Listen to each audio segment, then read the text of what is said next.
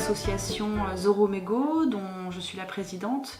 C'est un projet très complet qui dépasse en fait la question de la collecte et du recyclage de mégots. L'idée, c'est de créer du lien social autour du projet. On va amener au niveau d'un quartier, d'une entreprise ou d'un événement, on va amener les usagers à réfléchir à la collecte de mégots pour vraiment se l'approprier, qu'ils en deviennent les acteurs et qu'ils décident, qu'ils imaginent ensemble et qu'ils co-construisent le dispositif. Concrètement, on va chercher des ambassadeurs dans le quartier ou lors du festival ou dans l'entreprise. On va chercher des gens qui vont être un peu nos relais, avec lesquels on va animer ensuite des ateliers participatifs et créatifs. Donc l'idée là, c'est d'imaginer quels pourraient être les lieux de collecte, les bornes de collecte. Donc là, par exemple, ce sont des bornes qu'on a co-créées pour un festival. Où est-ce qu'on pourrait les placer? À quoi elles pourraient ressembler? Pour qu'elles soient vraiment sur mesure, pour qu'elles soient utiles aux bons endroits pour les fumeurs et qu'elles apportent une valeur ajoutée. Aujourd'hui, le geste de jeter son mégot par terre, il est largement inconscient. Même dans les films, les acteurs jettent leur mégot par terre, donc c'est vraiment dans l'inconscient collectif. Pour beaucoup, c'est de la négligence ou de la méconnaissance. Il n'y a pas une volonté de polluer nécessairement.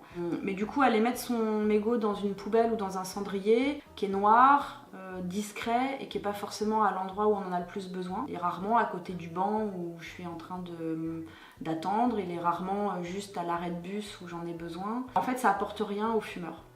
Alors que quand on décide avec les gens de faire une boîte à vote, de réhabiliter, de redécorer une huche à pain et d'apprendre à bricoler, utiliser la scie sauteuse, la ponceuse, à peindre ensemble, décider comment on va la mettre en scène avec un panneau pour se faire un selfie, motiver en fait celui qui va venir mettre son mégot et répondre à une question.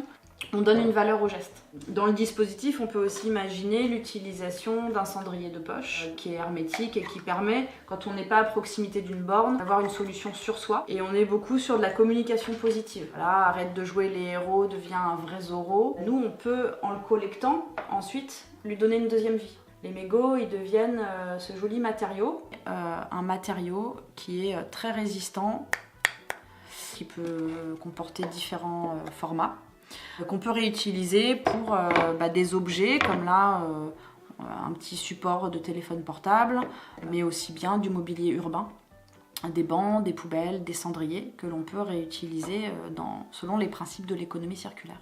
Je m'occupais des relations internationales d'une école de commerce, je voyageais beaucoup et au Japon, tous les gens que je croisais qui fumaient avaient un petit cendrier de poche en métal, très élégant. Ils jetaient pas leur mégot par terre. À Tokyo, on peut manger par terre dans le métro, quoi, en gros. Je me suis rendu compte qu'en France, ça faisait vraiment un gros contraste. Et je me disais, quand même, je suis sûre qu'on peut arriver à faire la même chose. Ça a continué à germer. Pendant 8 ans, je me suis occupée de faire des ramassages de déchets sur les plages, à titre personnel. À force de ramasser des déchets, on regarde partout autour, tout le temps. C'est-à-dire que ça devient un réflexe. Quand on fait une balade, même avec les enfants, on ramasse des déchets aussi, quoi.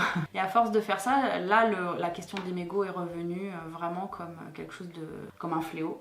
J'en ai vu de plus en plus. J'ai commencé à analyser un petit peu plus où est-ce qu'ils étaient, dans les lieux d'attente, dans les grilles d'arbres, dans les pots de fleurs, vraiment partout. Le vrai déclic, ça a été de suivre l'actualité de Bleu, Blanc, Zèbre, des zèbres d'Alexandre Jardin, où le message principal c'était les citoyens, allez-y quoi, attendez pas que ce soit le gouvernement ou la mairie ou quelqu'un d'autre en fait qui fasse le monde que vous avez envie de voir. Là je me suis dit oui, après tout j'ai cette idée qui germe depuis longtemps, je vais la lancer puis on va voir ce que ça donne.